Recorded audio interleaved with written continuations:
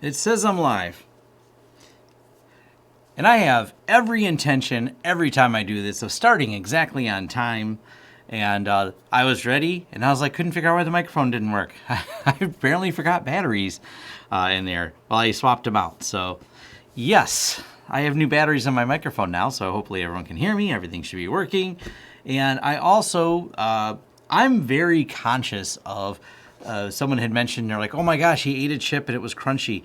And I am someone who that is a noise that I cringe thinking about hearing anyone eating. And ASMR stuff only makes me angry. So I completely understand that. So I did get prepared with some hot sauce today, but I got bread to eat it on. So we have some, actually, let's turn on the overhead. I like the overhead one for the showing off the hot sauce here. So while people are joining, we'll do this. Let's see, we zoom here. There we go. This is the, oh, we got to zoom in more, I guess. Present it like, there we go. Time's Up Reaper hot sauce. Reaper mustard sauce. This stuff's pretty amazing. Definitely good. And like I said, I'm so conscious of the chewy noises, so we're going to avoid those and put a little on bread. So while everyone's waiting, this is the hot sauce of today. Time's Up Reaper Mustard Hot Sauce Blend. Oh, it's got Reaper peppers and mustard. I mean, how can you go wrong with that? It's kind of orange.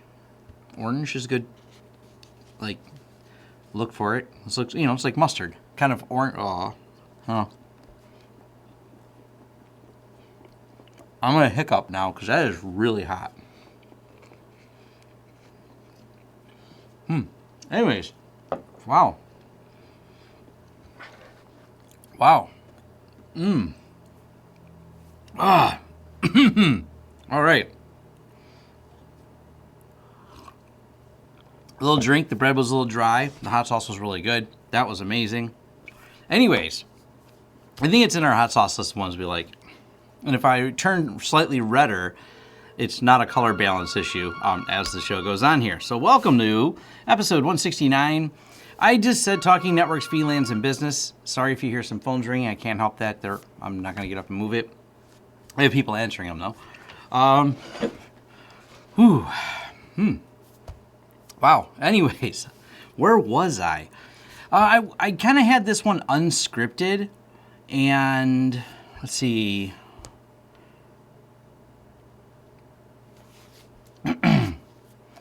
Someone says, oh, how many of the products you're reviewing were made in China? Ha, ha, ha. Probably the same product you used to type that message. So pretty much electronics are made in China. That's the reality we live in right now. You can work towards the future where it doesn't happen. Cool. I live in the reality of, hey, this is what we got right now. So it's a global economy. It's a thing. I'm not sure why someone made that statement. But hey, whatever. It makes someone happy that they said that. They feel better now. Here's a great question. Have you tried the SyncThing Discovery Server? No. Where was the hot mustard made? That's a better question anyone's asked right now. Where was this made? Made in... See, it's Pepper Palace, but I don't... Manufactured by Pepper Palace in Tennessee. So, Pepper Palace, Tennessee. There we go. This, made in America, for those of you that care. America. There we go.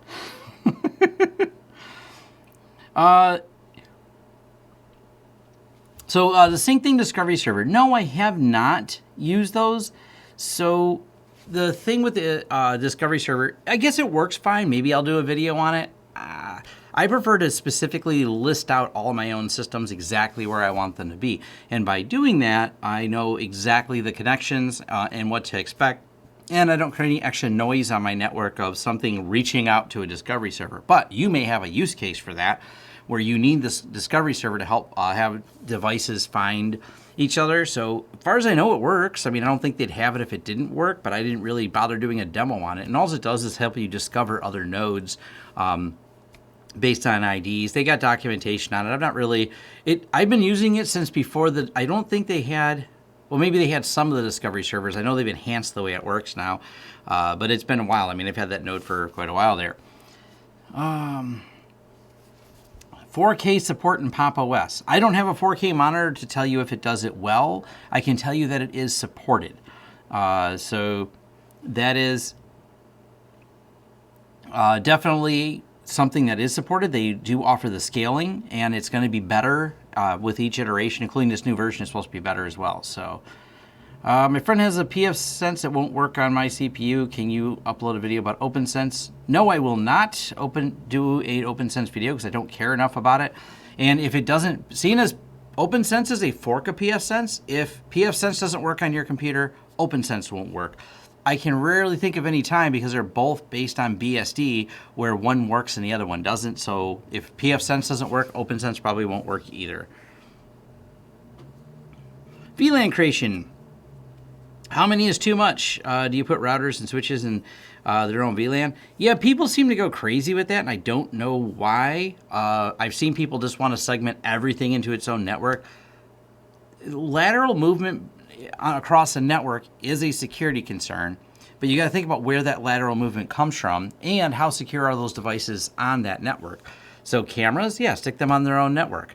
All your firewalls, put them all on their own individual network, making a nightmare for yourself. So, or not firewalls, but like every switch and breaking everything out. I mean, you can separate everything into its own, but is that really where is there value in doing it, or did you add so much complexity it's harder to manage? And there comes a point when you add so much complexity where the management, it's easier to overlook things because you've overcomplicated the hell out of your network. And I see that where people just go writing crazy numbers of individual rules for everything and spend tons of time troubleshooting. And it's a fun hobby to do that. But from a real world perspective, you probably didn't increase your security that much, and you're still statistically the most likely way you're going to get attacked is someone's going to send you some link, you're going to click it, and you're going to get pwned, and you're going to go, those 30 VLANs did nothing to save me, and you'd be correct. So that's not really, it's fun as a hobby. I don't know if it's as practical to try to break every single little thing down into tons of different little networks.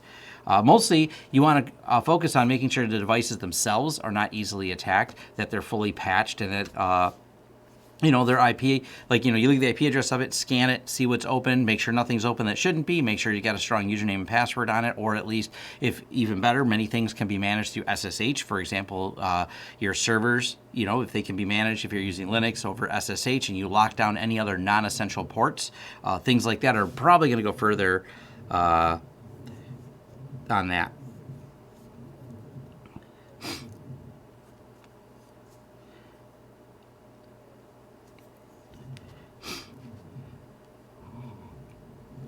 Let's see.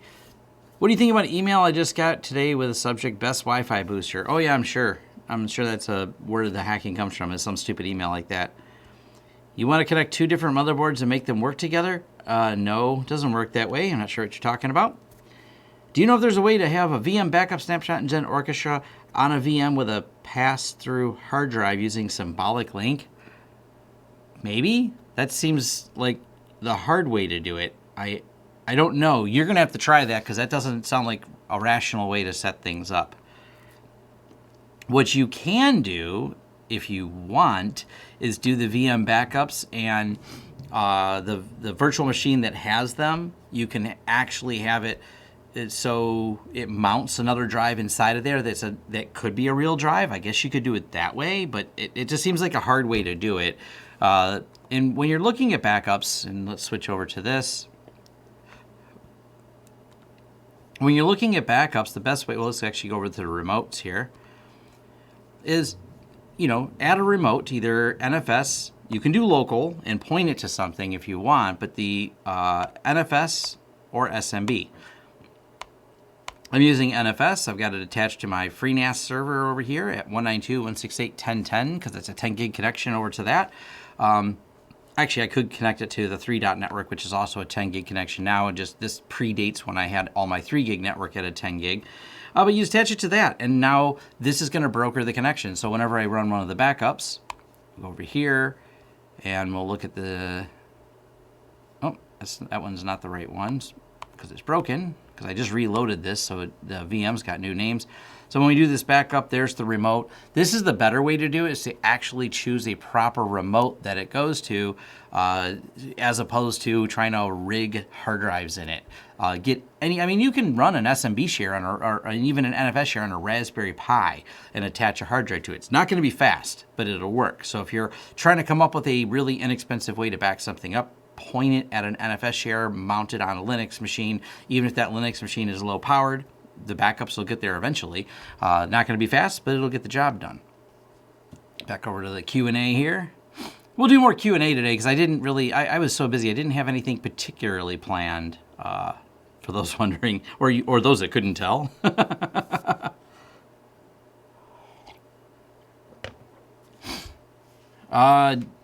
Double NAT, as long as all the computers are there together, as long as all the machines are the same speed, double NAT it's just annoying to set up. I use it all the time for demos, but in production, it's just more of a headache. I don't recommend double NAT in production, mostly because it's harder to manage. Generally speaking, if both firewalls can transfer data at line speed, it just routes, and it might add some latency, but it's not likely to be a speed issue. It's just more pain in the butt to manage. Let's see. Do you use no VPN solutions, and how secure are they compared to a VPN? Not sure if it's a general name or you know what I mean. I guess a no VPN solution might be something like Zero Tier, and Zero Tier is a pretty cool solution, but I think they're secure. The thing you have to think about, and really any SD-WAN solution, is if I do a VPN, it goes from here to there, and I control. We'll use the example of, let's say, my laptop, and I want a VPN in my house. I own the Pfsense on my house, and I own my laptop. Nobody has to be trusted in between. I have the security keys. I transfer the security keys in a secure way from my Pfsense to my laptop, so my laptop is no longer at my house. I want a VPN back home. I can VPN in securely. If you look at an SD-WAN solution, if they're hosting part of the SD-WAN, unless there is some extra layer of keys that are managed, and we'll use an example of Zero Tier, who now is managing it, for example, and I've done a few videos on this. If someone were to get into Zero Tier's system, they would be able to take control of the control plane that manages those networks and perhaps inject or add another device within that network. The transport layers itself are all high security in Zero Tier, or many of the SD-WAN solutions. Not all of them, but I will tell you Zero Tier definitely does a great job with the security. That being said, you now added another point of trust, and it's the control plane for the SD-WAN. So are they good solutions? Sure, because they're in some ways very, very easy to manage. Because we just talked to someone, I don't think they had the best idea of how to do it, but we gave them some suggestions of managing a bunch of people. So instead of them VPNing, they all just get Zero Tier on each one of the company laptops, and they have a Zero Tier server on the inside that they connect to, and it just, as soon as you boot up the laptop, Zero Tier starts with it, and they can always connect to the company resources. Those are pretty cool.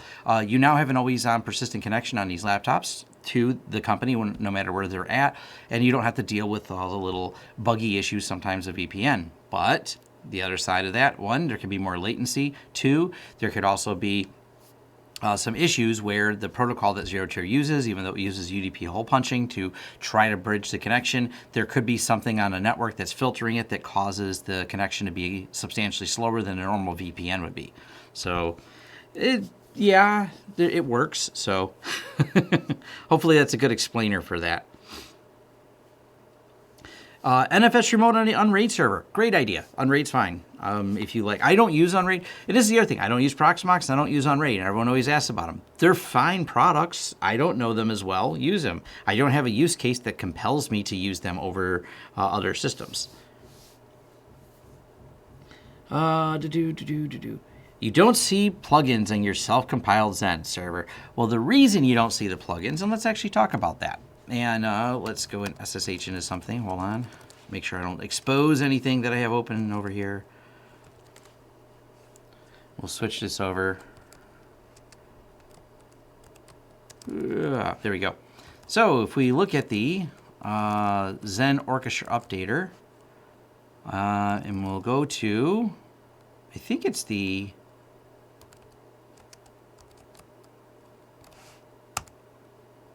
right here. This is what you need to set. Do you see where it says plugins equals all?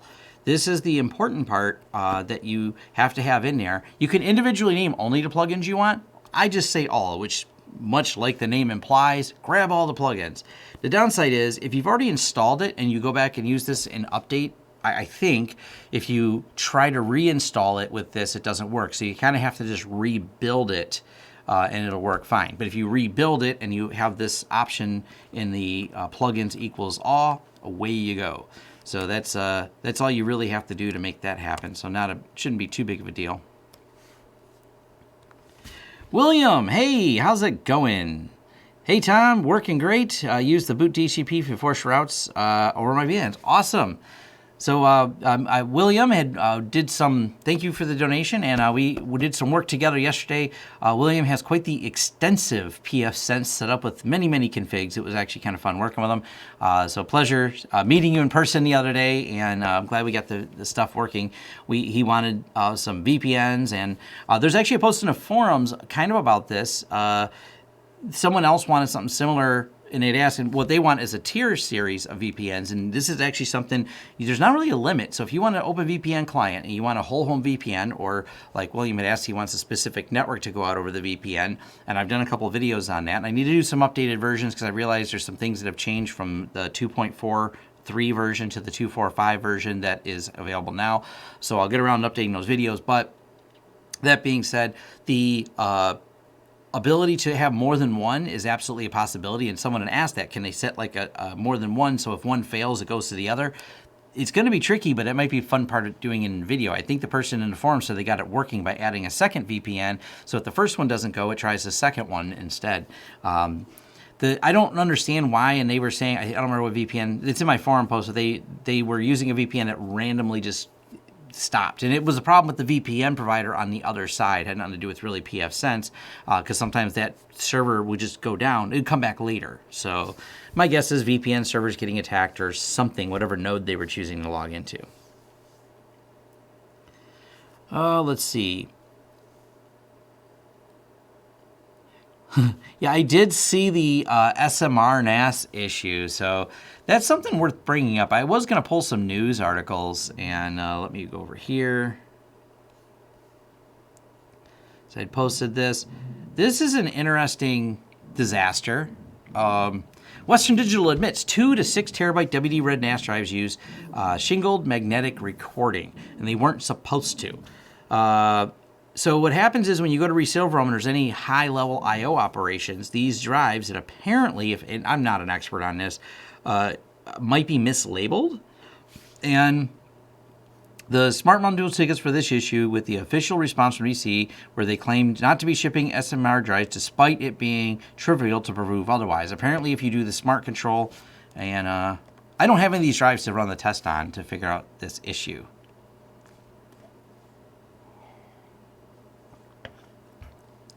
But someone has this as an option that you can run this against these drives. So there's instructions on basically how to look in here, how to dig into the smart data. And I thought it was interesting. Like I said, I don't have any of these drives to test this theory of what's going on here, but there's enough people and there's a lot of discussion on this that it clearly is enough to make a news article, and apparently people are pretty upset by this. So it not affecting me directly. I realize it does affect a lot of people that have built labs and things like that, because Western Digital makes a popular drive. And so not good, Western Digital.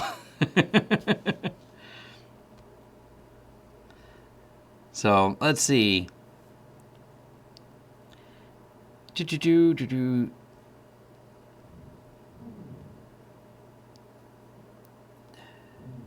What else do we have in here? Pfsense boxes connect to each other with OpenVPN site to site. Yeah, that does work too.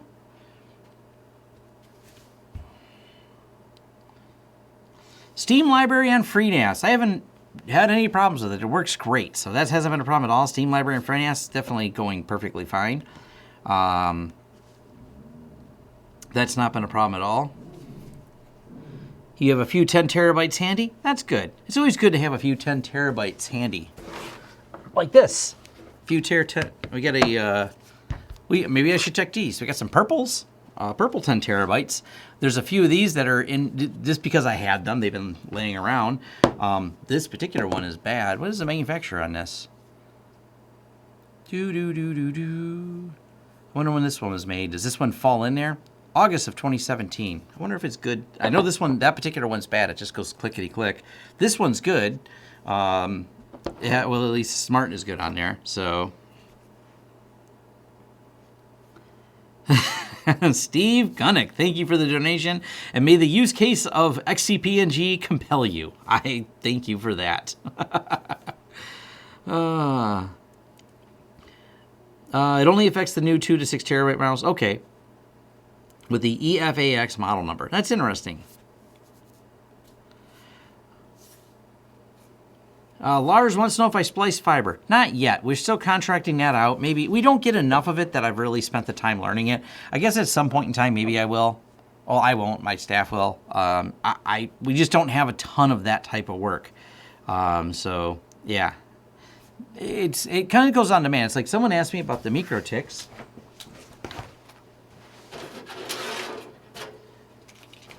And I was talking to someone online about this, and I seen someone commented, because I used this in the last video to show, I mean, I've learned enough to get the VLANs working on the MikroTik, so there's not too big of a deal for that. I think this is a great deal, and maybe I'll do some home lab videos and center this around it, or maybe one other MikroTik.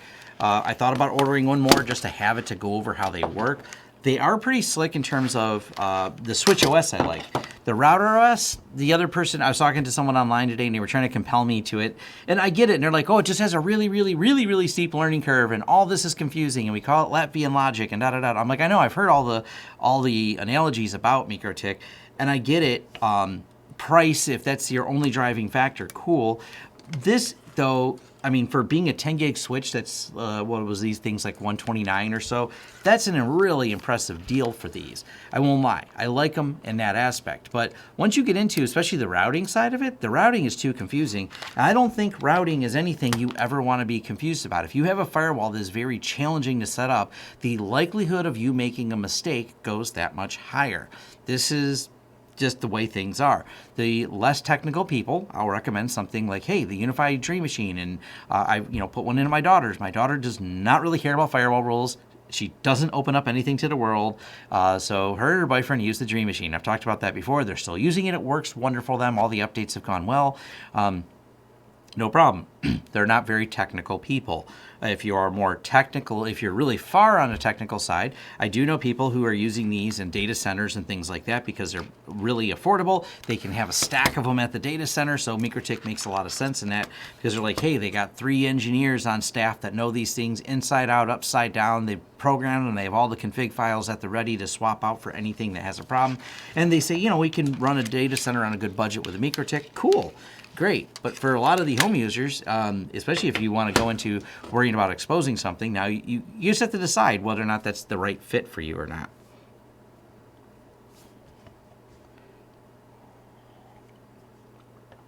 Can FreeNAS do RAID 6 with...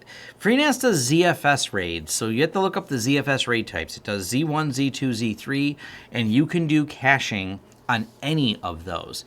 When you do the caching on FreeNAS, you just add another caching drive in there, so not a big deal. I have, actually, it's all over in there. I've been digging around and getting some motherboards together to do my FreeNAS build video, and I'm going to show all the different ways, because I haven't done one in so long, like a raw hardware build for building it yourself. I also have some Supermicro is sending me a server.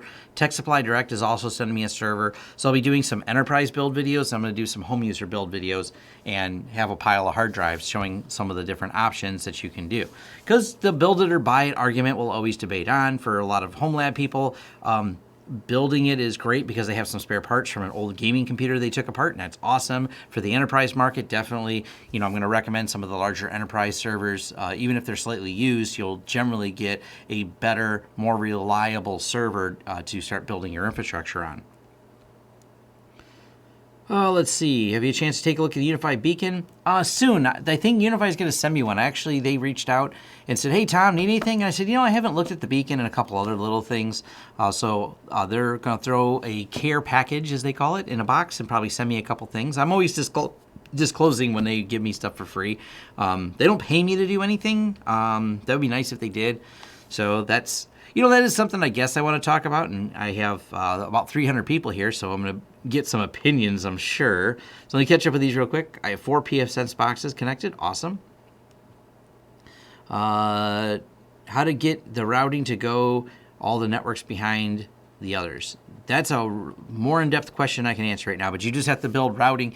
I actually recommend if you want to build a really complex a lot of networks together and a lot of routing in between them all, start putting it all in a spreadsheet is probably the easiest way to get started. Lay out all the networks, lay them all out, make sure there's no overlaps, and then you start building a lot of routing rules. StableBit, never heard of it. Don't use it. If CLI is your preferred method, I mean, there's always Vios. Is pretty awesome, too. What is your thoughts on Pi-hole versus AdGuard? Oh, I'm PF blocker with Pfsense. If you don't have a Pfsense, Pi-hole's good. I've never used AdGuard. Yeah, fiber splice. I have a friend that's got the real expensive fiber splicer. It's kind of cool. It's like this little automated. It does the alignment. It's pretty slick. You'll probably find a lot of mobile providers and other, especially WISP, the WISP market, because the margins aren't really big on the wireless internet service provider market. You'll see a lot of MikroTik in there as well.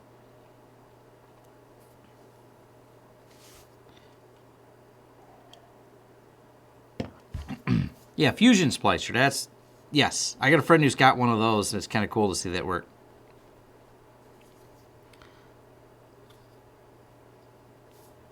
All right. So other things I have to, this is a little bit of business talk in here. One of the challenges is the steady right now with all the things that are going on. AdSense and the whole YouTube thing got cut a lot because advertisers pulled out. Amazon made a stupid announcement, and Amazon decided, and we'll pull up the link, that I do appreciate that so many of you click on the affiliate links, and that is wonderful that you do so. Get this switched over to. So while Amazon is making record profits, they also did this. Slashes commission rate that gives publisher a cut of the sales. I have a video where I fully disclose what I make on affiliate sales, and I do have to fund this channel in some ways because it's obviously it takes a lot of time. I spend sometimes, hours if you see an hour-long video, it took a few hours between prep work and editing time. So the before work, the during work, the after work to set this up. So I'm always, trying to be very conscious. And I have a lot of people who just want to, pay me to endorse their crap, and I say crap because I've turned down. So I got to turn down another VPN company today. They're always annoying me. They make it lucrative. If you ever wonder why YouTubers are always shucking VPNs and going, oh yeah, buy this VPN and keep yourself safe, they throw a lot of money at you to do so. I just don't feel comfortable. I have an affiliate link for PIA, but I'm not trying to shove it down your throat. That's why I have affiliate links as opposed to any sponsored spots. But I am at least in talks to 1 or 2 companies that I may get sponsored for, but it's not going to be any hardware companies. I don't want any of my reviews to ever be biased towards the company. Like, I'll use UniFi, and no, they're not sending me any money at all, just to be absolutely clear. And it's not even on the table. It's not an offer. They don't do that, to my knowledge, and at least they've never offered to me. And but I would turn down money from them because if I am taking money from them, suddenly my reviews are kind of like, oh, they just pay to say that. Now, UniFi sends me occasional products for free, but 99% of the UniFi that has crossed this table that you've seen in any of the videos is because we're deploying and using them on projects.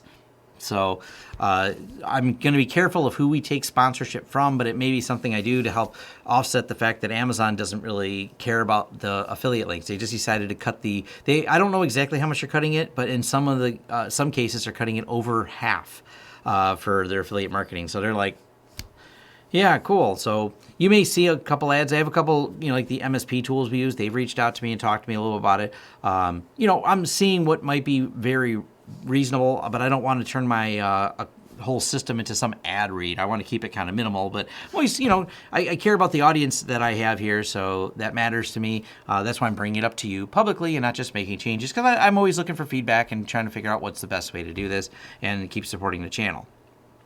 Smash the like button. That supports the channel. I need to put that in more of my videos. So, and people think Pfsense gives me money. They don't at all. No, none. Matter of fact, I'm not even a reseller of Pfsense. Go look at the reseller list. Go look in Michigan, and you won't find my company.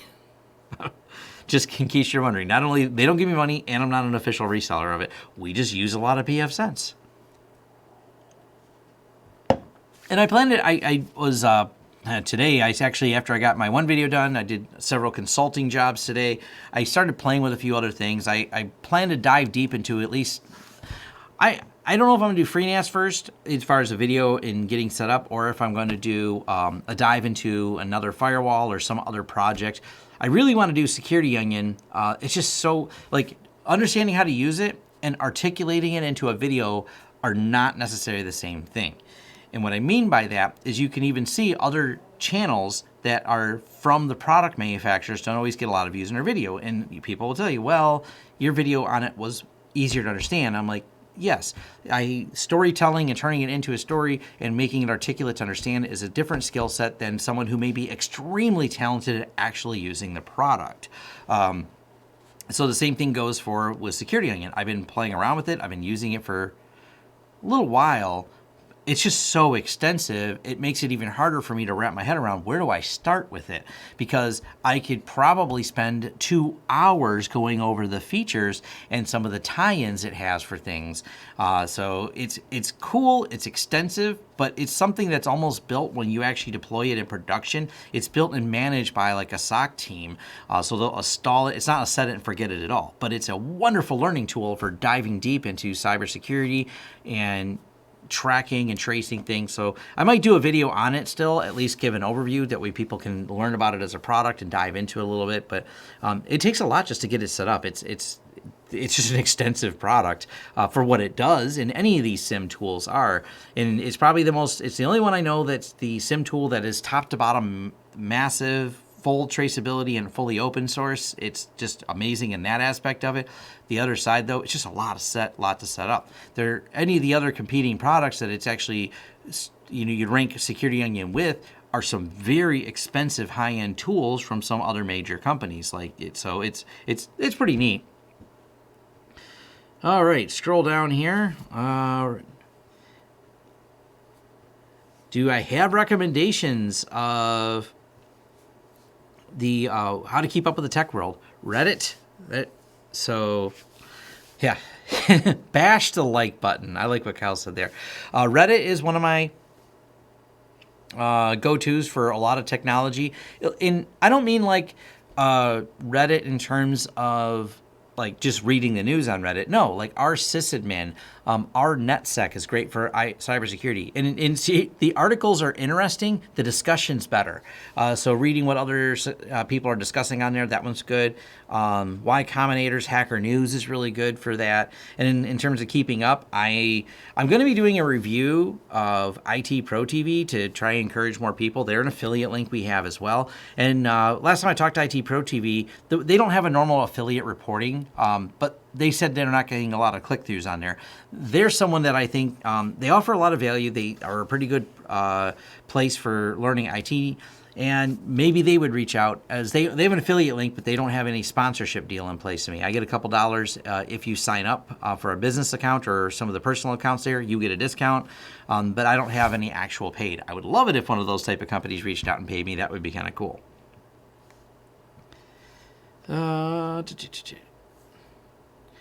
Ubiquiti is a frequently recommended access point when you're talking about the SMB and prosumer. What are some of the other decent options for access points? I don't know. I don't want to throw my endorsement on them. I mean, we've seen all of them in the market, and we've seen some of them working really well. We are bidding with a client now that has an entire Meraki setup. It works. They got Meraki firewalls, Meraki Wi-Fi, works fine. I've seen these working fine. They're a lot more expensive. They're substantially more in licensing fees because you go from the no licensing fees to Meraki licensing fees, but I've seen them installed and they've worked. So I'm not going to say they're a bad product. They seem to work quite well, and some people are quite happy with them. And we've integrated. Sometimes we're running wiring and cabling for another IT provider, so they'll put in whatever they want on the other side. They're okay. Pretty much all of them, what's making UniFi so popular is all of them have moved to this recurring business model of high license fees, and they turn into a pumpkin at midnight. They just turn off if you don't pay the license fees. UniFi has kind of niched themselves into this market of, hey, we don't do that. Therefore, they've become extremely popular. Yeah, our Awe is a great subreddit. Twitbits, yep. What about some Usenet groups? Boy, back in the day, that's how I did my reading, was a lot of stuff in the Usenet groups. So, yep, someone says they're a Meraki dealer, and this is with any of these are someone. One of the things about any of them, it's always the same concept, and I've probably repeated myself many times in this, but either you have all the technical skills to set up something that's more complex and you save some money on it, or you get something that's completely handled by someone else. You're still paying someone to have technical skills. They're just over there and you're licensing the product because they're doing the back end for you. It's really, any of them comes down to that. Either A, I have an expert accountant here at my office, or B, and I choose B, I have an expert accountant down the street that I pay to do all of the stuff. I mean, it's just numbers on paper, right? You just file some forms, right? Well, I could probably find someone to file some forms. Turns out it's better if I outsource that. That's not a core competency I certainly have, and I don't like dealing with the IRS at all. As a matter of fact, they just screwed me. So if anyone from the state of Michigan's watching, a tax agency, screw you guys. Nothing I can, that's just a dumb argument. One of those fun things you learn about running a business is randomly you can get screwed. Now, it's working to be unscrewed, but because our state is in shutdown, it's going to be harder to unscrew it. They have my rate wrong for my unemployment insurance. Do you do Cisco? I avoid Cisco. We mostly rip out Cisco stuff. I'm not a big fan of Cisco. It's okay. I'm not saying it won't work. It's just not my thing. And more than anything else, when people call us, it's because they know our competency is in certain devices. So frequently, we're removing Cisco. Meraki is stunning for SD-WAN solution. I don't know. I guess. Stunning seems like, I've had a lot of people tell me less than that when they were dealing with some of the Merakis and the way they handled some aspects of it. So, Kimmy, I send you the Cisco gear we rip out. Usually it's old. That's why they're ripping it out. They're just not buying new. They're just not buying new Cisco equipment. So it's usually older Cisco equipment that we taken out, and they're just not getting new stuff. It's not that we always do this. Sometimes we have to go in and configure Cisco stuff and things like that. So. What's the old saying? No one ever got fired for installing Cisco. Yeah, there's a lot of that mentality still floating around in the marketplace for sure. People that just are really hung up on old things. And it's just like the attitude people have towards you have to use VMware, and that was last year. And I've talked to, they've seen like a massive uptick over at Esxi. I've been doing more videos, and I'm not going to say that my videos are the cause of it. I will say what may have caused it. When VMware redid their licensing, they seen a jump in downloads because everyone was excited about VMware, and it's the old standby. And now we've been in negotiations with more than one company that is doing migrations. They're like, yeah, well, this got stupid expensive because they're looking at, as they start replacing things in their data center, they want to start replacing the hypervisor because they're like, this licensing jump isn't minimal. It is going to be a big budget jump. And if they can get all the same features and buy a little bit of support from the folks over at Esxi, they're like, wow, there's no license. It won't turn off if we don't pay the fee or the ransom. And we can just buy some support either on an as-needed basis or buy some hours up front in case we need some incident handling. But it's a very different perspective, and I'm impressed with Zen Orchestra and just how many features it has. It's got all those VMware style features but it's fully open source and doesn't require a bunch of licenses. So, what's the coolest piece of equipment people gave me? I don't know. Zero Tier is the open source SD-WAN. I don't really know what's cool that people give me. I mean, I don't think about that much. It doesn't click like that to me. Zero Tier is a cool SD-WAN product for sure. That's open source. Oh, SD-WAN product. SD-WAN's a broad name, so Zero Tier answers that question, but may not answer exactly what type of SD-WAN you're looking for. If you were looking to bond together a bunch of channels with that type of SD-WAN solution where you take multiple ISPs and tie them together, well, that's not what Zero Tier does. It is an SD-WAN solution, but it may not be your SD-WAN solution that you're looking for.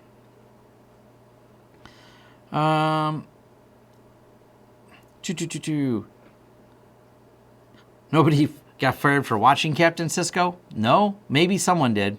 I wouldn't fire you for that. Long live Foss, for sure. Someone ripped out Ubiquity because of problems with DHCP, STP, and many more things.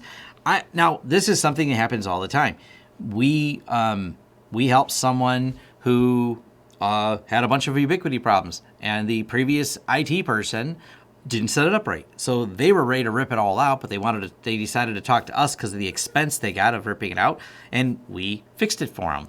And they were like, oh, this is silly. And it was just a bunch of misconfigurations. So here's the thing. If it was a Meraki, yeah, you could just buy it. You pay the license fee, press button deploy, and like anyone who sells Meraki would tell you, it's press button deploy. Meraki's done the back end work.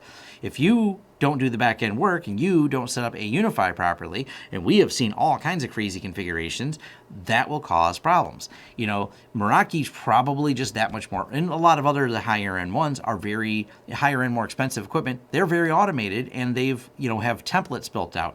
You don't really get that. So yeah, cool, a couple switches, no problem. 20 switches and you want a proper spanning tree set up and everything else, well, it doesn't just click button go. You have to actually set the tiers, set the weight of the routes for the spanning tree. There's a lot of details that start coming in there. And you're like, oh, but why can't they just automate it? Well, because you have to customize each configuration and that would cost more money. So if you want that low price, it means at the level of automation. Same thing with MikroTik. Like I said, I keep holding this and bringing it up, but the same thing's very true. You take the time to learn how to configure it, you have a 10 gig router for 120 or 10 gig switch for $129. Let's see.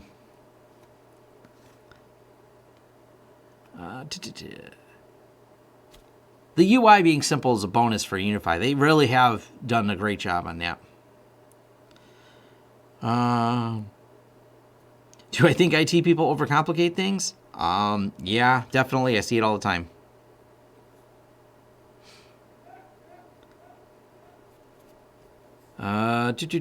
For server transition Linux facing knowledge issues command, what's your session?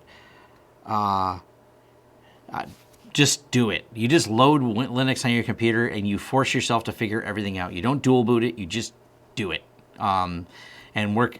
Once you, it's kind of like a brute force method, but that's how I get started on Linux and really recommend it. So,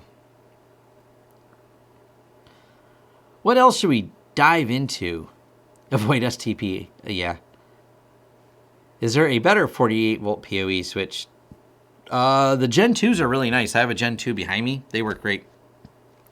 What else did we want to talk about here? So, what was I playing with before this all started? So I was doing something. I think I was testing speed over here.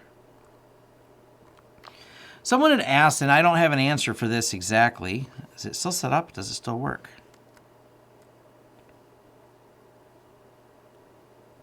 I've been trying to trace all the different potential speed issues of how to get someone said, and I know it varies greatly. I've seen it really fast, and I've seen someone say they get about 8 gigs on it. I'm getting about 3 gigs. This is a Pfsense running inside of my system here. Now, what's even weirder, and I haven't really dove into this, but I don't know, I was doing some playing. It runs faster on this R720 than it does on my newer R630, and I don't really know why. So that's been a little bit of a puzzle. It's only about half a gig faster, but it's consistently half a gig faster. The other thing here, and let's go, actually it's console. shutdown -H now. The other weird thing is, and this is slower. We're going to fork this real quick. What network is it on? There we go.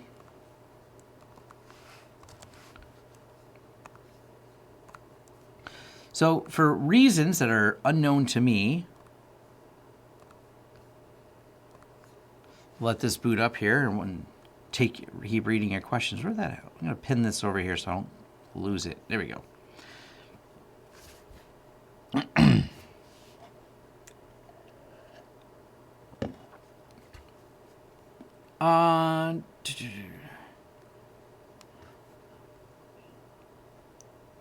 Is AES enabled on the host hardware? Yes, but this isn't really an AES question at all because it has nothing to do with VPN. So it's not an AES question. So let's go over here. So this is still at 199. So we'll iperf3-server.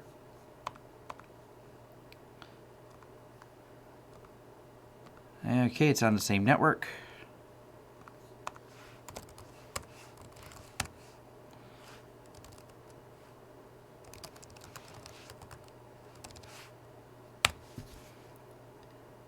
So no problem getting 10 gig. Now this is actually the first puzzle because I have a video I did a while ago and two machines on the same were getting like, oh, I don't know, somewhere in the realm of 15 or 16 gig. Matter of fact, my i7 system, I think, was getting 12. But this system gets 10. So this has been a little puzzle, and I'm actually going to reach out to developers about it. So this is like a maximum, doing 10 gigs. Now this is same server, so this VM is attached to the same network on this. Now here's something I guess I could test out of curiosity here. What if we moved it over to this and then move this one over? These are always fun to play with, right? Control C, network, move this one on that same network. Does it matter if it's on a VLAN? Does the VLAN make it faster or slower? Let's find out. So 172.16 there, so 1669 128. Move that over to this, move it over to this. 69.128, I think that's right. Yep. Hey, look, for reasons unknown, now it's ever so slightly faster, and the only thing I did was move it over to a VLAN, and now it's getting 10.2. But what if we put it behind Pfsense? So let's go do that real quick. So first we'll put this one, put this back on the .3 networks. That's where the Pfsense is right now. And then we'll take this other one and put this behind the Pfsense. This is just like my demo videos I just did. So now this one should be behind the Pfsense. And we'll go show you the Pfsense real quick that it's up and running. Networks, Studio 100's that one there. So we go back over here.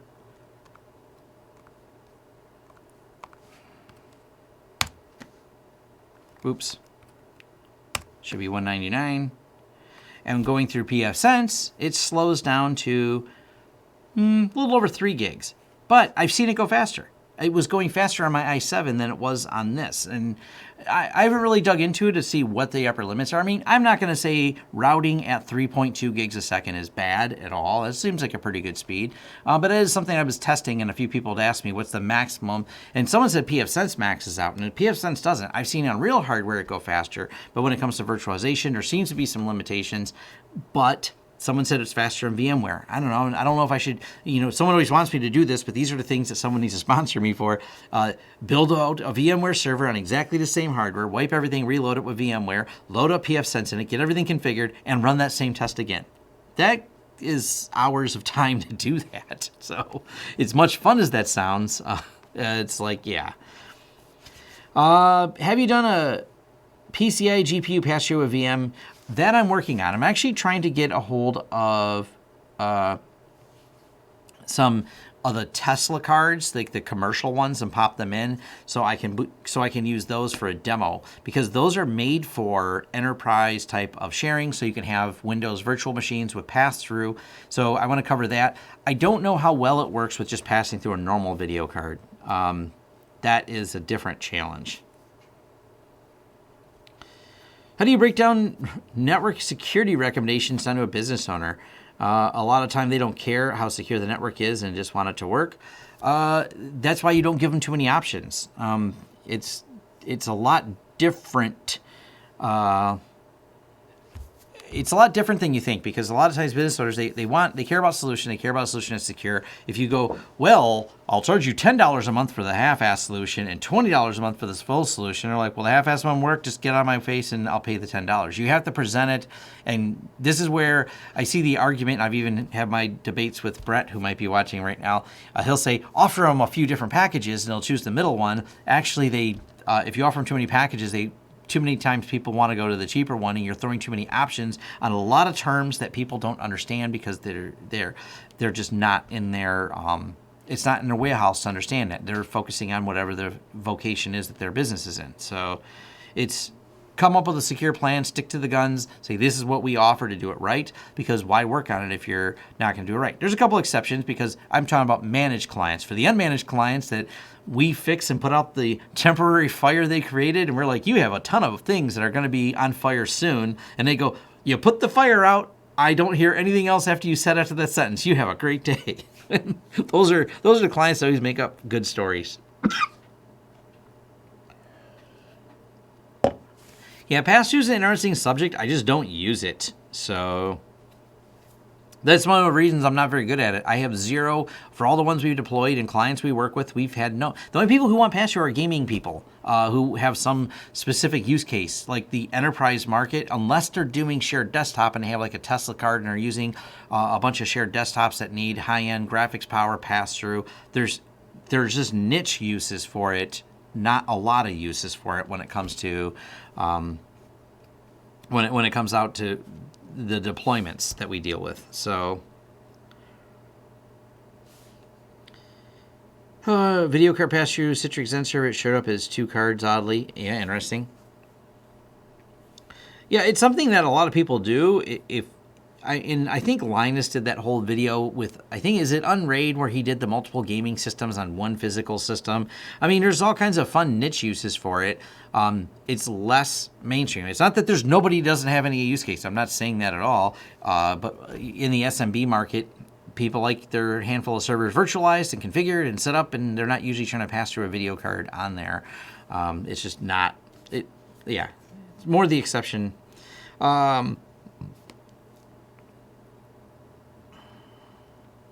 Yeah, if you're doing the managed networks, then you definitely want to have some like focused ways you do it. We don't tear out our antivirus offering. You get our antivirus offering with our options. You don't get to choose, because one, it'd be harder to manage to pick and choose that. Let them do their one-offs. You kind of want to focus it down and do best practice, because you're trying to offer them a service and make some guarantees that their network is secure. If you can't offer them the cheaper option, or it's harder to manage.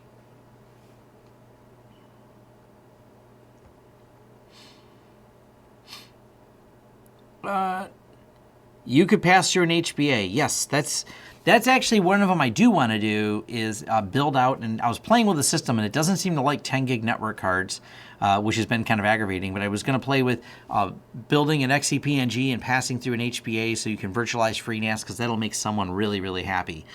If not, you can. I did a video on this on how to pass through hard drives, and that's another option. So if you pass through the hard drives to the system, it works that way as well. So what else do we want to play with here? We played a little bit with the lab here, and I know we've done that before.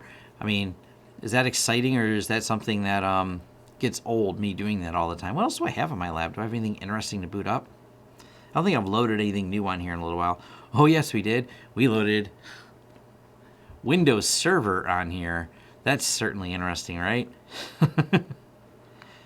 Because I am going to do, I have this Server 20... 19 set up here. This is going to be part of the FreeNAS video because I'm going to be diving into some Active Directory and FreeNAS to show people how that works and some of the challenges you have with it, things like that. So that is on my to-do list, and that's why I loaded a Server 2019 in there. Let's see, what do we got? Okay. So that's loaded in there. That's for some upcoming videos. But someone did ask me an interesting question, and I answered it in my forums. I'm like, no. They're asking why I don't do a bunch of videos on Active Directory and Azure and things like that. And it's because I personally don't do it. And they're like, well, how do you run a business that supports small business if you don't do that? I'm like, I hire people to do it. Well, people that work for me do it better than I do. And they're not into making videos, so I'm not likely... I may do some Azure stuff, so I'm digging into that a little bit, but generally speaking, I don't do a lot of it myself, therefore I don't articulate it into videos as often as well. But I do have, and unfortunately it didn't arrive today, but it's going to arrive tomorrow, some Raspberry Pi stuff coming. So actually, I'll pull this up and show you what I ordered. I want to play with, and I did a project. Where did it go? So I ordered these. Couple cameras. So purchased one time on April 13th and purchased one time on April 13th. I got a couple of Raspberry Pi cameras because I have a couple surveillance projects that I'll be working on and a webcam project. Webcams are in short supply. There's actually a way to use this with I think it works with the Raspberry Pi Zero, or I'm going to use a 4, but I have a 0 as well already, so I didn't have to order that one again. We're going to do some testing and show you how you can use these as webcams. It actually has an interesting idea to use them as multiple camera angles for my videos here because these cameras are actually kind of nice. And if I have a couple different camera angles and I can add them to my switching options here, I thought it might be kind of fun to play with. Also, I want to play with it in my office to see how it performs against my Logitech camera that I usually record on in my office, and play with it at home because maybe it's better than the laptop camera that I have. So those videos are coming, and I still have, and I've talked about this before, my sump pump camera where I do this. So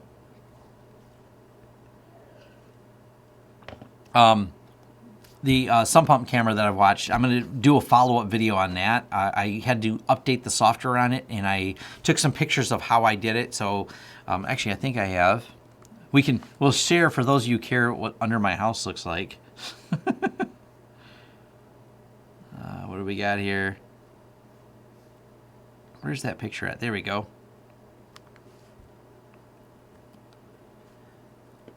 There's this is under my house. There's my sump pump, and that's the camera down here.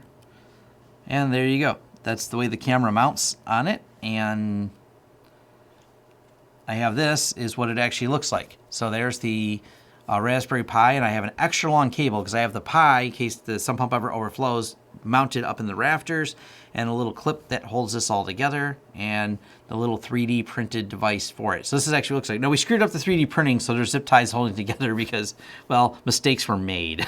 So, and I don't really care if it looks pretty because it's literally under my house. So, yeah, that's the sump pump camera project. That's right there. So, and it just looks in there. That way, I have a water alarm as well, but just in case the water alarm, if I want to know if the pump's running, that's how I know if the pump's running on there. So, for those that wondered what it actually looks like. Yes, the live stream is made available on the channel later for viewing. Windows Nano server? No, I don't mess with that. Yes, you can run Raspberry Pis on solar panels. They're low power, that's for sure. I didn't do a video on Radius and Wi-Fi. That is on my to-do list because a lot of people ask about that. So I kind of want to cover different enterprise Wi-Fi authentication. That is something a lot of people do use. So that will be covered in a video, maybe sooner than later. It's on my to-do list. Is the Raspberry Pi full of spiders yet? No, actually, there's a lack of spiders under my house because of the way it's sealed. It doesn't seem to... There's no bugs under there, so it doesn't seem to attract a lot of spiders. My sump pump camera needs a Twitter. Now, that is eventually projects I've thought about with it is doing that. So when it so I'd be able to have it alert me of what's going on. And I don't know if it needs to really tweet, but it can sense motion and things like that. I just do it so I can actually see that the pump's doing it properly. Yes, I have some more videos in the pipeline for the Model 3. I've been waiting for it to be warm outside before I did more videos. We had snow and frozen. It was 25 degrees this morning. We've had a cold April. No bugs, tell you secret. It's the way it is here in Michigan, so. Self-hosted push notification. Yeah.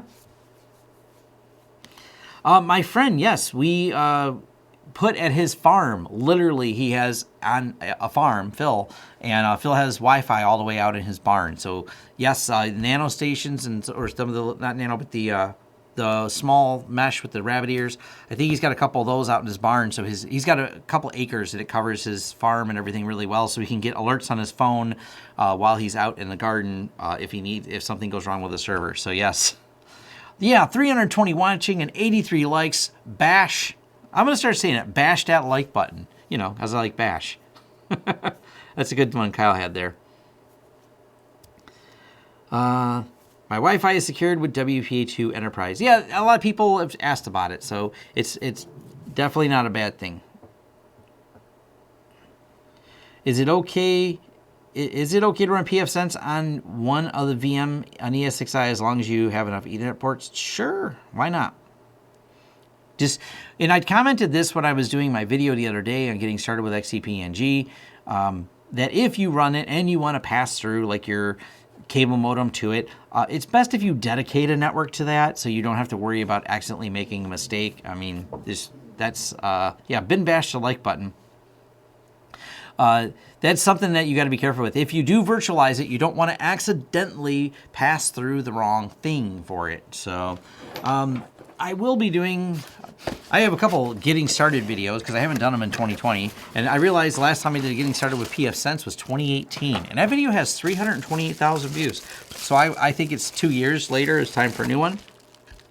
And so I'll be doing some talks about getting started with Pfsense. And I'll have the build it or buy it argument. I do really like these little Esxi 1100s. If you are looking for something that's turnkey, I still am going to recommend these for a lot of home users. But building it definitely is in the video. When I do it, it's going to be a build video with it. So this is like your, hey, it works out of the box, get it going and set up. It's awesome. Building it and using a bunch of network cards and learning networking, because if you're a builder, you're also probably wanting to dive in deep and learn. This is way more fun to use some of these network cards and build your own Pfsense. And in this pile of stuff, I am going to be building a Pfsense with some 10 gig SFPs, so we're going to talk about that hardware. I was actually pulling that together. That's why I was playing with all the motherboards in the other room and figuring out which ones like 10 gig cards. This is one challenge you're going to run into if you, I have a nice i7 system. Every time you put a 10 gig card in there, it locks up at the BIOS screen. So it likes one 10 gig card, but when that 10 gig card in it, it also doesn't like loading some of the operating systems. So this is one challenge you find when you start building your own Pfsense and wanting to do something kind of high end. Fun for testing, also nerve-wracking because of all the troubleshooting you have to do. But it's all part of the learning experience, I think. So the Quotoms are kind of cool. If you look at something like a Quotom box, and they go by a couple different names. You got Quotom, you got Protect Tele. They're all variations, I think, of a similar manufacturer that seems to make these. And I can't remember, there's a base name someone had sent in one of these other live streams. And it's commented on the Protect Tele one. And it's not Quotom either. Quotom has a bigger brand of them, but there's some other company that seems to be the actual manufacturer, but you can only buy those in bulk. Once they come to the US, they're either under the name Quotom, Protect Tele, and one other name. But some of those, because they've kind of been like spec'd out and known good, the parts in them are known to work with like Pfsense. That's a popular solution as well.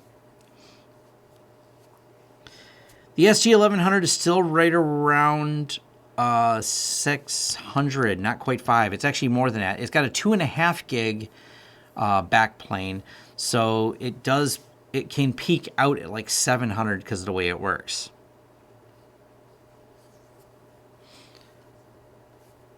Yeah. SFP plus if it's 10 gig. That is correct. That is absolutely correct, and I should have said SFP plus. I'm just truncating and shorting it a little bit there, so.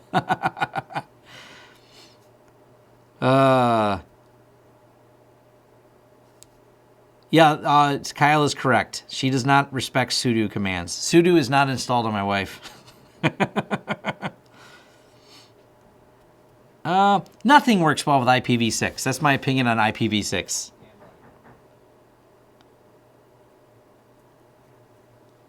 FreeNAS crashes with your Intel X5 2010 gig card. Interesting. Yeah, that's my. I heard Kyle say it. Use a different card. I don't know what's in my. I think I have a Chelsea IO in my FreeNAS, and another one does have an Intel. I don't know why it crashes. Yeah, sudo not installed, but honeydew is. That would be a fun alias. We'll just honeydew things. Honeydew, please install. Honeydew apt install. Can I make a carp work with one single WAN address? No, not really. There's a write-up on how to do it, and it's not pretty. You have to create a bunch of private addresses and share them. Oh, okay. You have to create private addresses and share them between, and you have to create. Oh, let me think how to best describe this. You would assign each WAN on your failover system to have a private address. Then the WAN address provided by your ISP would be provided as the virtual IP address. And it should work. I don't know for sure if that'll work. I've seen someone write it up. I've never tested that. It's not the ideal way to do it.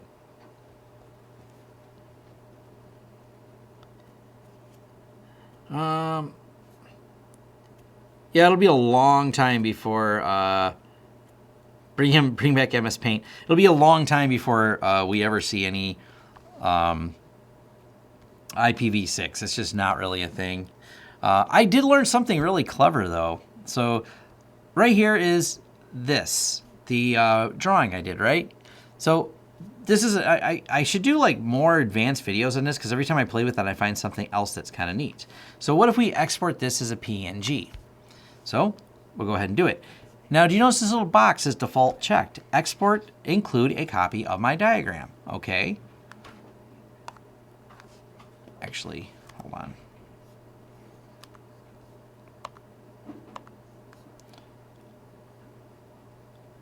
All right, I just want to make sure I didn't have any customer files saved somewhere before I showed this, in case I had anything open. All right, cool. So I saved that file. Now we're going to go File, New, create new diagram. Actually, open an existing diagram. And the way we're going to do this, we're going to go over here to Downloads, All Files,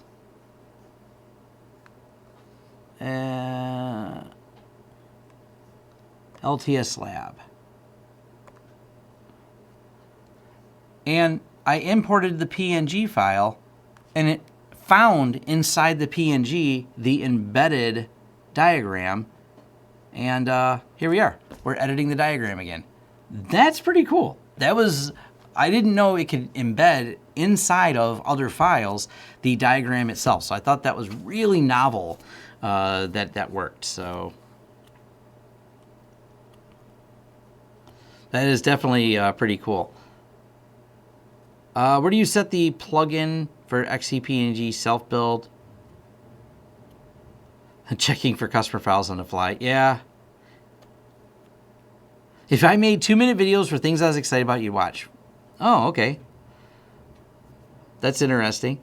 I could make a bunch of short clips. I thought about doing that because I know Linus does his tech quickies, and some of my videos are in depth. I could probably make a bunch of short videos on things that I'm, hey, watch this, and run through whatever I'm doing. What is my favorite part of my job? Interesting projects that are challenging and the Oh, yeah, yeah. I definitely had some Linux ISOs exposed in there. I'm not going to lie. We'll talk about that in a second. Those Linux ISOs accidentally got named Westworld's latest season, maybe. I knew that was in there. I didn't care. You know, I had to make sure I had a copy of that Linux ISO that someone had renamed Westworld. Anyways, so someone asked the question, and seeing as I'm probably still in here, I'll show this one real quick of where that is. This is the Zen Orchestra install updater, and you build the XO config file. Matter of fact, they give you a sample one, I think. Yeah, sample.xo config, and I just copied the sample into XO install config, and I changed this option to plugins all. What's in the sample?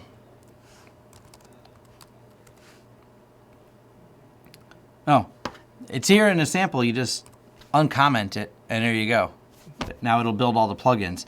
I kind of wish it, I don't, maybe I'll message the developer, do a pull request and be like, hey, you should probably set default to all plugins, because who doesn't want all the plugins? I mean, if someone goes, oh, no, I can't have all these extra plugins loaded that hardly take up any space, you know, so. Anyways, back to this. WireGuard's awesome.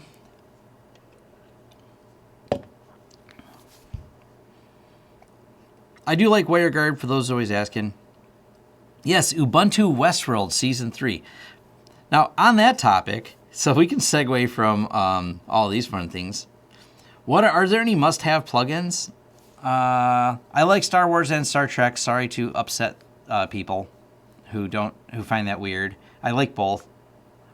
It's hard. I've watched more Star Trek because more Star Trek exists. I've watched all of them, top to bottom, every series, every episode, all of them, except for DS9. I've watched it 3 times, maybe 4.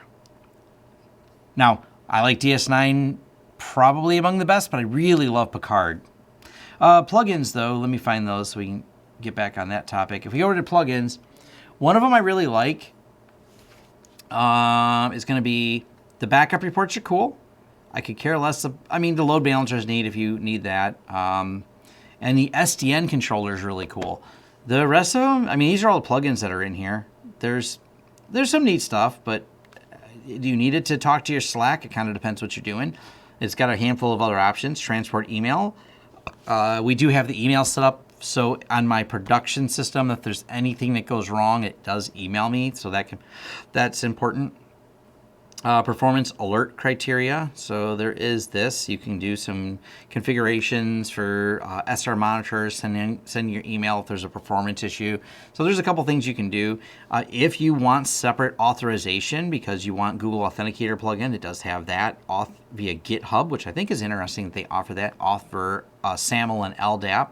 So they got those. And yeah, it's kind of novel. Fill in information below. Optional array plans. I've never really used a load balancer, but there's actually some really interesting, I've not covered these, but you can build under jobs. So if you go here and you can say things like start, stop, detach, enable, disable, run sequence, build jobs out, backup, rolling backups, disaster recovery copy, start, stop, suspend.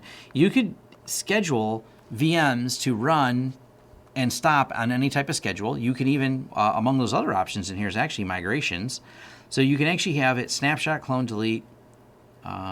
Where's the other one? Rolling, migrate. You can actually tell VMs to migrate. Maybe you have servers on a schedule where you want them all migrated over here and you want them migrated over here on a different schedule. It's got an entire job build-out scheduling in here where you can do that. Now, this can all be done from the command line, but why command line it when you can build it all right here? It's actually pretty impressive that they have that. So I do like the plugins, and I do like the fact that they've already got all that built in right there. Yeah, WireGuard is awesome, but not yet audited. That's true.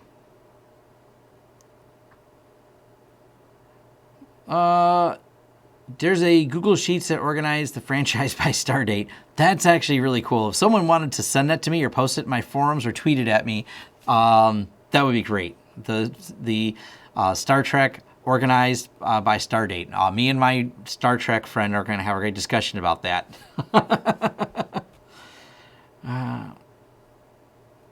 What else do we have? The benefits of using WireGuard over OpenVPN.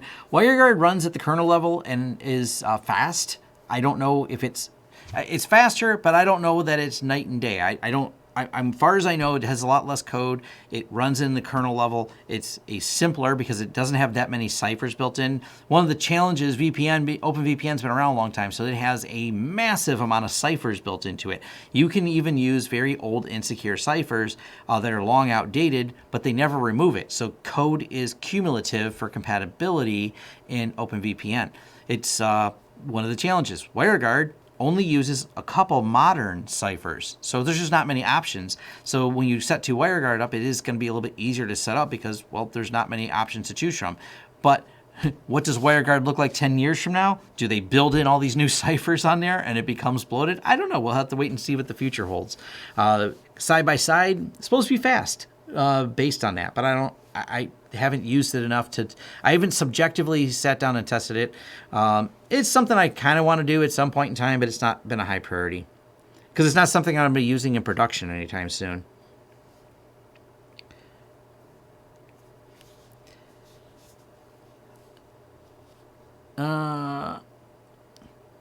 Google Sheets, Star Trek, Stardate. All right, and I'm doing that now because this is just, you tickled my fancy here, so let's look that up. I'll pull it up here. Oh, this is cool.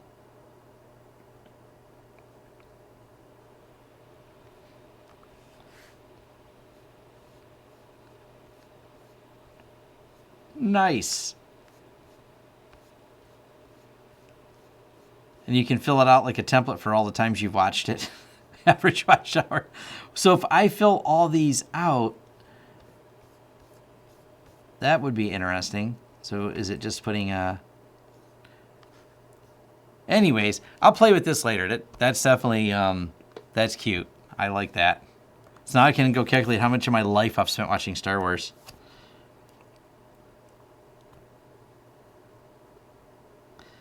What do you think about AWX and ZenOrchestra? AWX what? I don't know what that is. I think we derailed the whole thing. Yes.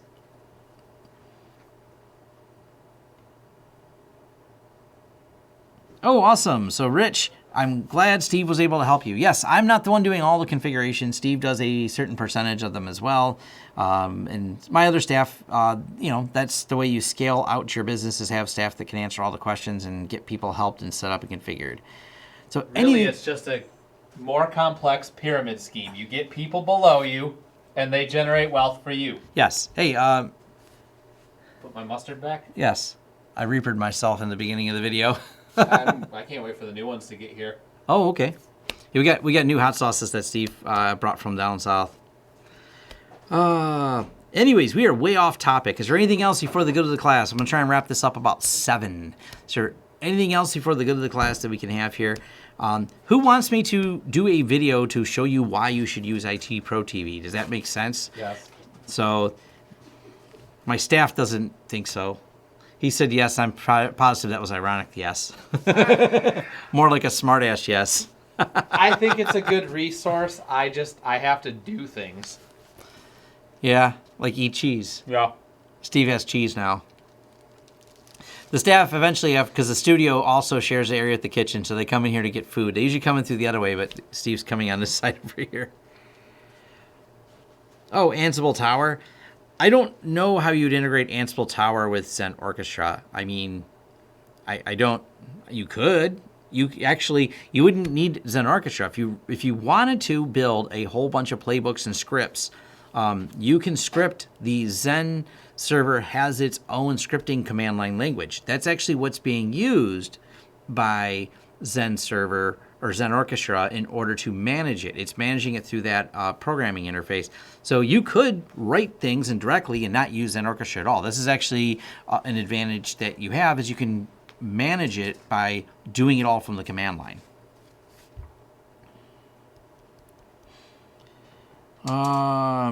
Do you recommend a program to document customers' IP and subnets?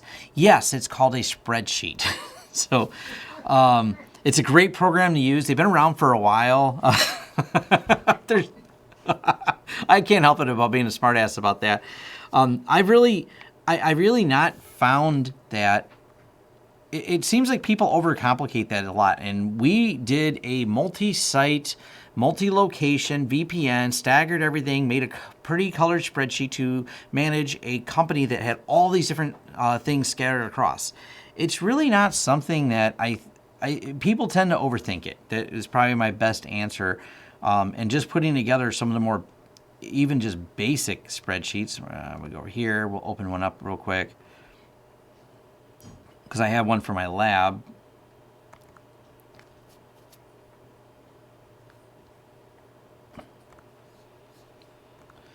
And I brought this one up the other day. I mean, it's really, you start just putting everything in here, putting it in, and add a few more columns. Maybe if there's a external IP. Matter of fact, and maybe DNS, like what's the full DNS name of it, www.theirwebsite.com, if it has something external facing. You just kind of fill it all out. You can put the location of the server. Maybe you put a checkbox, which ones are virtual and which ones aren't. That way the location, I just made this one basic, but we've put together spreadsheets for clients that document all their stuff. It's not that hard to do. As a matter of fact, people always ask, why do you use Google Sheets? Well, sometimes we're working with internal IT teams. So a sheet, I go click the share button, I share it with their IT team, we can collaborate on this in real time, build out a list of their network, understand where everything is, and then, for example, we make another column when we're installing or deploying software on them, which ones are finished, and we just crowdsource it. We use stuff like this all the time.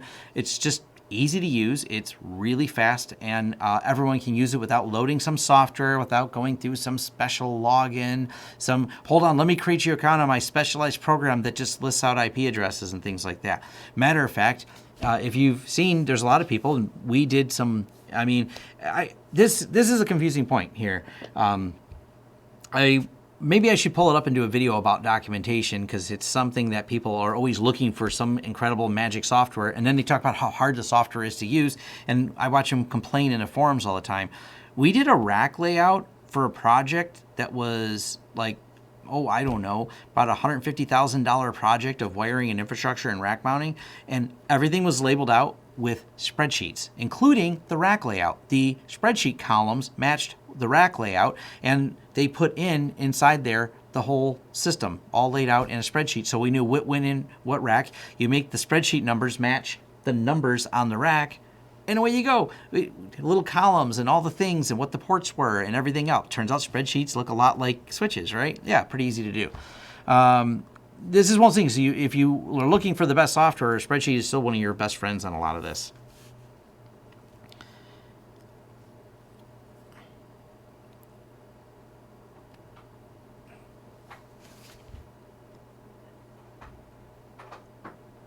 Yeah, drawing them in a diagram works really well. That's a big part of it too. So definitely one of those things. Battlestar Galactica. Love the rebooted one or whatever, was great. I watched that whole series. I think I've seen it twice.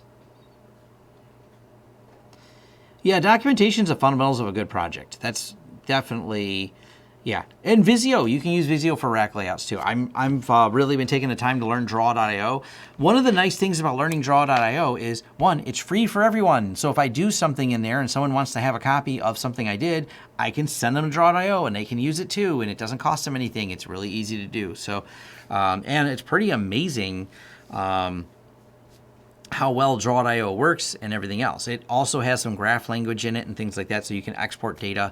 It would be kind of cool too, as I thought about talking to one of my programming friends and building where a network map gets turned into some GraphML language that can be imported in and build network mapping information based on the outputs of something like Nmap. So Nmap with some scripting output, and I've got a video I did a while ago. If you look Nmap into spreadsheet, it's a way for Nmap to build IP address spreadsheets based on network scans you do.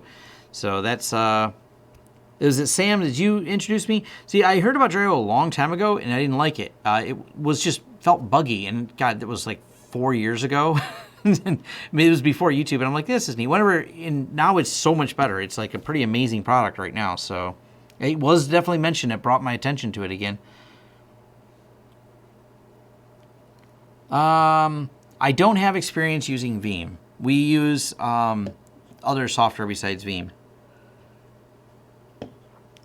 Have you done anything with longer distance wireless links? Some, not a lot of them, a few. We've helped a few people set them up. One of them was a company that resort company, I guess you could say. They own a side of a mountain, and they put them up and down the mountain, which was kind of cool. Oh, you know what we did? We worked with another company on the other side of the country that has it at a large national park. That was a really cool site-to-site setup. We just reviewed some of their network. We weren't the implementers, but we did review some of the things that they had set up, so that was kind of cool. Borg origin story. I'd probably watch it. If it was by the same people that put Picard on, I'd watch it. UniFi does not create or export. It makes network maps, so it does not export them. So if you go into the UniFi, there is mapping, but not any. That would be a cool feature. That's probably a good feature request for them, is to have that. So go to map, find the map, find the map, find. It's not ringing in my head. So it does this on the fly, so this part works. But yeah, you can screenshot it, but it doesn't really export it into anything useful. There's not like a send this out or anything like that. And if you hit show all clients, it gets useless really quick. So it's it doesn't scale out well if you have a lot of devices attached to it. So I like it. I think it's great that it does this, but if you have as you have a lot of clients or some of the large deployments we've done, it just becomes not easy to handle. It's nice because it's automated, it's updated, and if you are watching these links and you watch one of them jump between back and forth, you go, ha, spanning tree, and it helps you find things when people do weird things. I like the tool, but it's not. It could be better. I hope they improve upon it.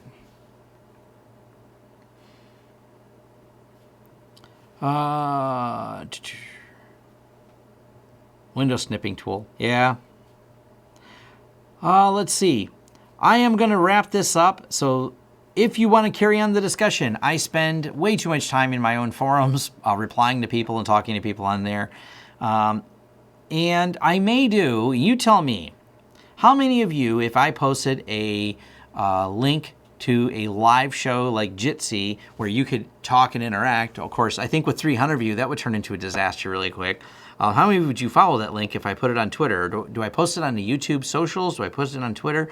Where would I get a crowd of people for doing that? That's one of the things I was thinking about doing.